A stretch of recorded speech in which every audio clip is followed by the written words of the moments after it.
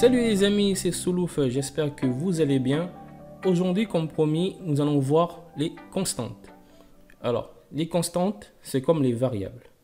Mais en fait, il y a une différence. Déjà, la première différence se trouve dans les noms. Une variable, c'est quelque chose qui va varier, qui va changer. La valeur va prendre une autre valeur au fur et à mesure du temps. Mais une constante, la valeur sera toujours la même. Ça ne va pas changer. Et si vous essayez de changer cette valeur, vous allez avoir une erreur. Voilà.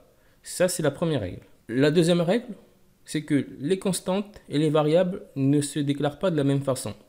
Nous allons voir. Je vais créer un fichier.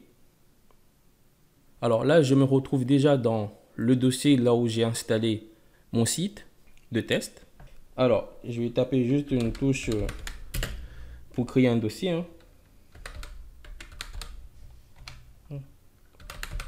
PHP, voilà, il m'a créé les fichiers. Alors, sans oublier, il faut mettre, voilà. Alors, pour déclarer une constante, il faut commencer par la fonction native define. Voilà, on n'oublie pas de fermer.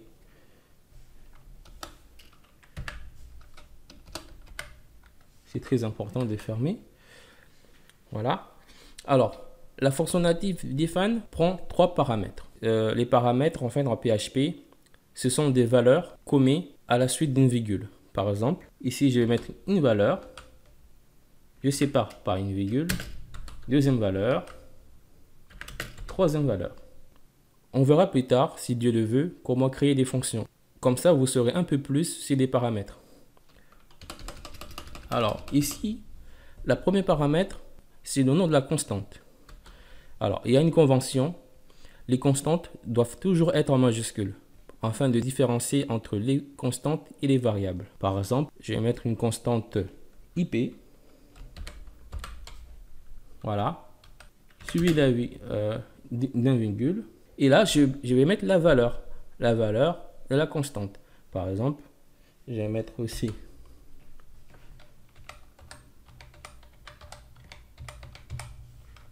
je vais mettre une adresse IP. Puis donc, et là, en fait, le troisième paramètre, c'est un booléen. Le booléen, en fait, indique à PHP s'il doit respecter la case ou pas. Mais en fait, il est toujours recommandé de rien mettre. Du coup, on laisse toujours comme ça.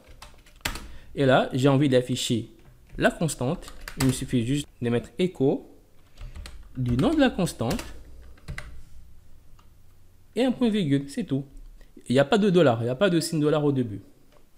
Alors, pour afficher la constante, là, cette fois-ci, je vais utiliser la ligne de commande. J'aime bien utiliser la ligne de commande, c'est encore plus rapide que le navigateur parce que parfois, le navigateur ralentit un peu, en fait, en termes de performance. Ça n'affiche pas le résultat tout de suite, ça prend environ 2-3 secondes et tout coup, parfois, ça...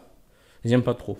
Mais après, plus tard, en fait, j'utiliserai le navigateur parce que la ligne de commande ne prend pas en compte les codes HTML. Par exemple, ici, je tape le nom de la constante.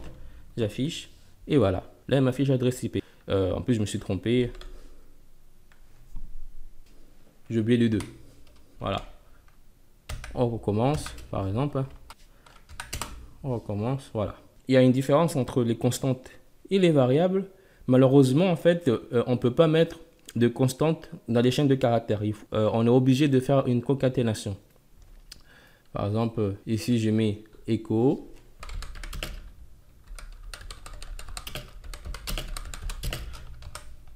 Voilà.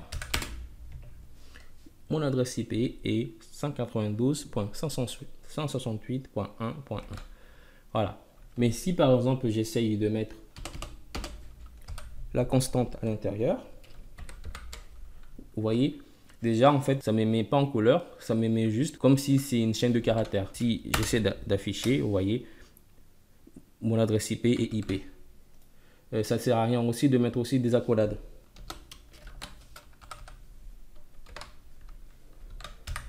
Voyez, ça ne sert à rien.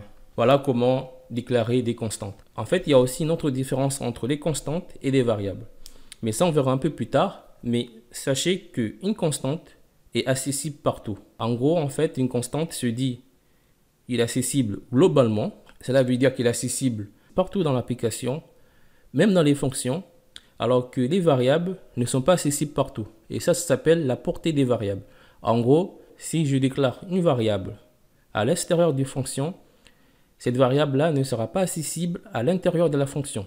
Et si je déclare une variable à l'intérieur de la fonction, cette variable-là ne sera pas accessible à l'extérieur de la fonction. Mais si je déclare une constante à l'extérieur ou à l'intérieur de la fonction, elle sera accessible partout. Après, vous allez me dire quand utiliser une constante et quand utiliser une variable. Alors, la constante, c'est comme le nom indique, c'est une constante. En fait, c'est quand vous allez stocker une valeur qui ne va pas changer, que vous êtes sûr que cette valeur va rester la même, vaut mieux le mettre en constante qu'en variable. Par exemple, si j'ai mis l'adresse IP, c'est mieux de mettre dans une constante que dans une variable. Parce que vous êtes sûr et certain que cette adresse IP-là ne va pas changer. C'est bizarre d'avoir un visiteur qui a tout le temps une adresse IP qui change toutes les 30 secondes. Hein. Ça serait trop bizarre. Voilà. Sinon, par exemple, vous pouvez aussi stocker aussi les noms d'utilisateurs, leur ID et tout ça dans les constantes. C'est pas mal aussi. Par exemple, si j'ai envie de stocker un nom d'utilisateur dans une constante, en fait, j'ai une convention personnelle. Je mets U pour dire user, puis un underscore. Et là, je mets par exemple name.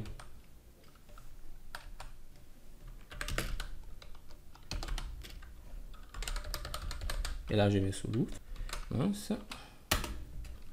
Je mets les échos.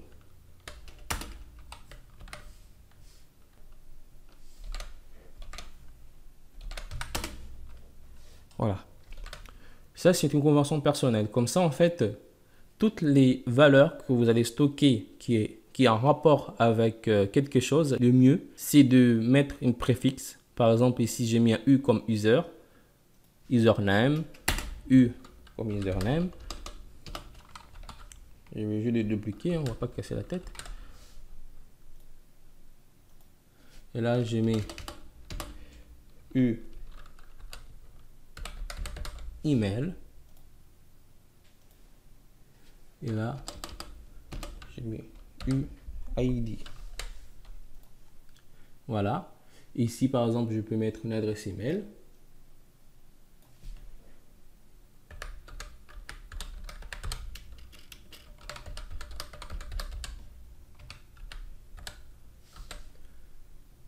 Ici, l'ID, je mets l'ID 1. Tiens, puisque je suis le premier utilisateur.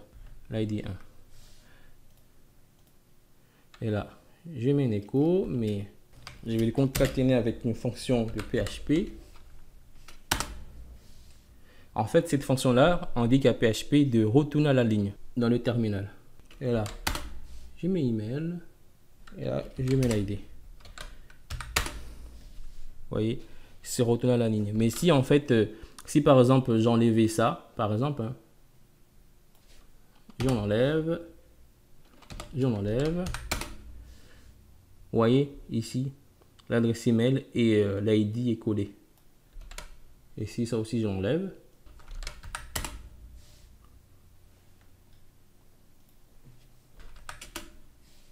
Voilà. Vous voyez, tout est collé quoi. C'est pas beau du tout. Alors du coup, vous me verrez souvent mettre les PHP end offline, qui veut dire que PHP va retourner à la ligne, mais dans le terminal. Mais si j'essaie d'afficher cela dans le navigateur, ça ne fonctionnera pas. Vous voyez, tout est dans la même ligne. Mais si dans le terminal, ça fonctionne très bien. Et voilà. Et voilà, c'est déjà la fin de cette vidéo. Si tu as des questions, n'hésite surtout pas à les poser via les commentaires. Si ce n'est pas déjà fait, alors qu'attends-tu pour t'abonner afin d'avoir les notifications?